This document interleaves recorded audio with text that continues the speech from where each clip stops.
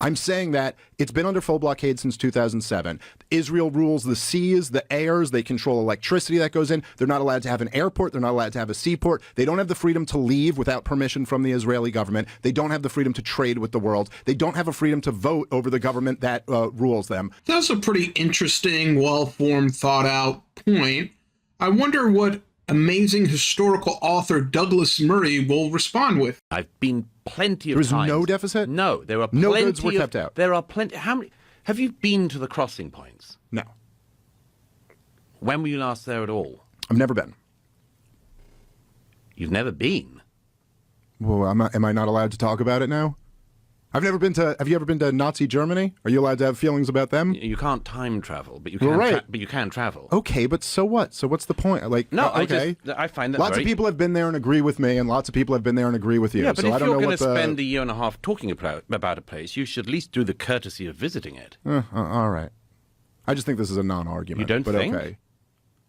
No, I think it's a non-argument. But if you're an expert, Well, you have to go and touch the ground. No, I think you have to see. I think it's a good idea to see stuff, particularly if you spend a career talking about something. This, ladies and gentlemen, is called a straw man argument. A straw man argument is when you propose a point that may or may not be true just for the point of taking it down. It's like if you were arguing with a person about how expensive a car is, and then all of a sudden you mention that it might rain in an hour, and then in an hour it rains. What does that have to do with anything? Oh, but I told you what the weather was going to be like, thus I get a point in the argument.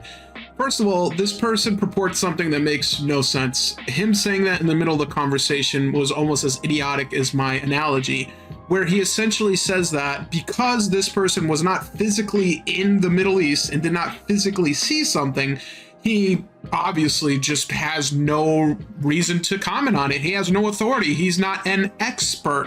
This is something that he goes into more detail later, trying to delegitimize people's opinions. And he also does this very intelligently because he tries to create a straw man argument, a system of arguments to delegitimize any criticism of the state of Israel, because this person, for some reason or another, is very pro-Israel. Not only is he pro-Israel, but he also put out a book recently basically talking about how certain subjects and certain cults are a threat to America. I didn't read it. I didn't see it. I'm not going to buy it, but I'm going to take a wild guess and say that Muslims are a terrible group of people. The Arabian Peninsula is full of savages, barbarians, savages, barely even human, and that we as Americans, this guy's British by the way, we as Americans need to be careful of these individuals because Lord knows, if Israel falls, we all fall. That's why our tax dollars need to go in their pockets. We need to give more to the land of the Chosenites, and we must rise again and protect ourselves from the Islamic rule of law. So this person creates an entire facade argument saying that because you weren't there, you have no authority on the subject. He literally creates this narrative because he's afraid of hearing points. But here's the genius thing about this. If you watch this whole Joe Rogan podcast, you will see the arguments made by Dave Smith, who's a comedian and also someone who is a political commentator, a social commentator. You'll see the points that Joe Rogan makes, which is not much. He's pretty milquetoast. He's very more of a moderator here. And then you'll see the points that Douglas Murray makes. Now, not only does he make this ridiculous, ludicrous point of saying, oh my God, you weren't there, how can you comment on this? And he legitimately props it up as an argument in order to delegitimize the statements of this ideology and this person. But he then goes on to say that, why do you care so much? He oddly says, why are you talking about this when you're not an expert? Which is such an odd thing to say in the middle of a conversation. Hey, hang on, you know all about this as well. You say, I'm not a historian, but I'm going to spend my time talking about history. I'm not a journalist, but I'm going to spend my time talking about this thing. I'm not an expert on this, but I'm going to spend my time talking about this thing. It's a weird move, yeah? No. You don't think? No, I'm a free American. I can talk about what I like to. So what is the point I've here? noticed you can. But, but we what's all the can. point? The point is, what are you pushing? What are you watering? What am Why? I pushing? Yes. Liberty, free markets, peace, prosperity.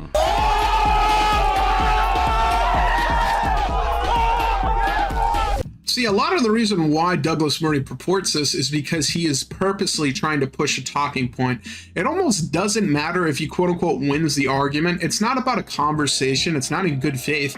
He's here for the point of pushing a publicity, an identity, or an idea forward, which is to say that people who are criticizing Israel are not experts, they're not informed, they're idiots, and that I'm a historian, I'm an expert, I have a degree in something, therefore listen to me.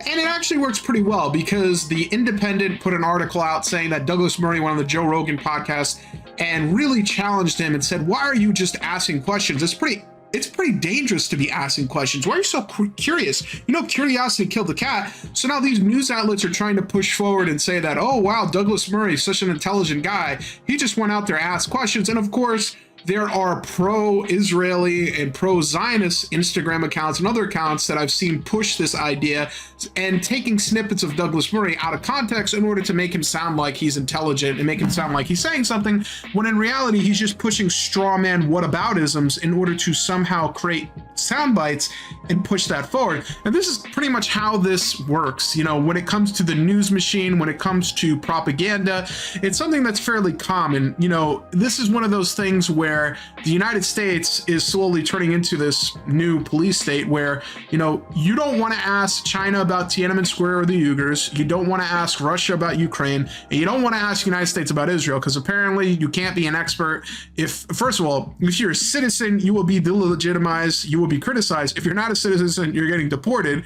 And what's hilarious about this is that this is another tactic of propaganda, because these sound bites, these clips, are taken out of context to say, oh, wow, you're not an expert. Oh, everyone comments, oh boy, he really is not an expert. How dare Joe Rogan have these terrible anti-Semitic people on his podcast? How could he have this many people? And not only that, this person, Douglas Murray, created 3 big takeaway arguments that I saw.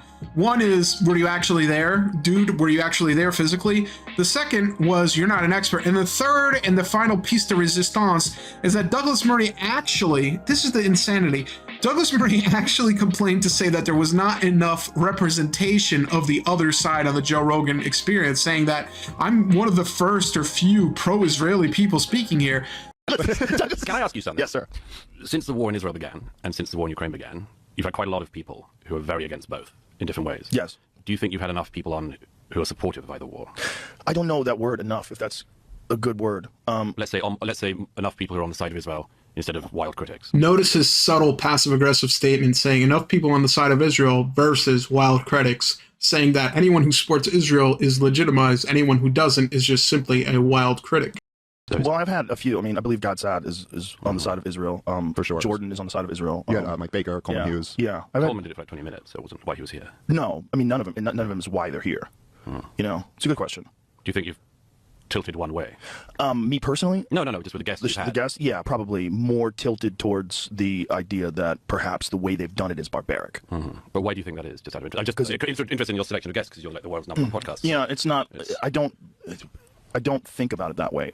I just think I'd like to talk to this person. But can I just... Yeah, sorry, it's your show, but sure. If you're going to interview historians of the conflict, or historians in general, why would you get somebody like Ian Carroll or... Yeah, but Ian Carroll, I didn't bring him on for that purpose. I brought him on because I want to find out, like, how does one get involved in the whole conspiracy theory business? Because his whole thing is just conspiracies. Sure. You know? But do you have any... I mean, there's been a tilt in the conversation, both conversations, in the last couple of years, and it's largely to do with people who have appointed themselves experts, who are not experts. In what universe do you live? This is like saying, how come black people have BET and white people don't? In what universe do you live in where the United States of America, one of the most pro-Israeli countries in the world, you're somehow sitting there and saying you're being underrepresented? And what's crazy about this is that, yeah, Joe Rogan's podcast is big, but in no reality is it as big as CNN, MSNBC, Fox News, BBC, all these outlets that for years and years have peddled the same propaganda, the same points. And when someone questions it, when someone stands up against it, when someone says something, they're anti-Semitic, don't listen to them, delegitimize them, deplatform them, don't listen to them. And they're gone. And people like this love to find scapegoats. They love to look at Kanye West and somehow prop them up as some type of political ideology to say, oh my God, anyone who disagrees or criticizes the state of Israel must be as crazy as Kanye West or must be that anti-Semitic. When in reality, it's people legitimately just asking, why do you need to bomb an entire apartment building in order to accomplish the goal of supposedly catching these terrorists? And this has been going on since 2023. And it has been to the point now where it's a laughingstock, so much so that they've gone to by they, I mean the United States government, mostly the executive branch, as well as proponents of people who are super pro-Israel, have gotten to the extent of deporting people who speak out against this, that are on visa or do not have citizenship status. They've gone on to their usual propaganda talking pieces of saying, watch out, Israel is standing up against those people in the Middle East in order to protect these people in the West. And it really is mind games levels of ridiculousness when you have the administration that sat for about an hour and a half asking why Ukraine never said thank you, and then in the same week had Bibi Netanyahu in the same place pulling out their chair, giving them a handshake and saying thank you for taking our money. Now, what's amazing about all this is that Douglas Murray is just a cog in the machine. He's just a link in the fence. And it's really funny to me that this is a moment where just acknowledging a war atrocity hurts them. It really hurts Zionists. It really hurts people who are pro an ideology that really cannot exist unless you ignore it or are okay with it.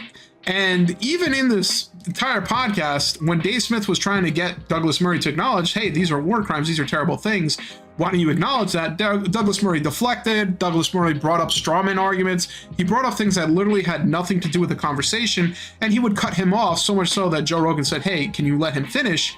And from then on, it just kind of continued on. Now, in general, Douglas Murray seems like someone who has an agenda. He seems like someone who is very pro one side. He even came in saying that he was upset that more people that were like him were not on the podcast.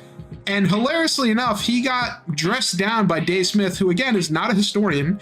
He is not someone who is there who is like Mr. Finkelstein, who is a legitimate anti-Israeli warrior who has done nothing but study the subject and would literally eviscerate him to the point that he would leave the studio. He's a comedian who does basic social justice warrior activities of asking, hey, why are we blowing up entire towns in order to accomplish a supposed goal of stopping a small group of people? And that threatens Douglas Murray. That threatens that ideology. That threatens that position. So much so that he has to show up with his book that he wrote and say that this is the beacon of light. This is the beacon of truth. Don't listen to other people who are just non-experts or people who haven't been there physically, because I've been there physically.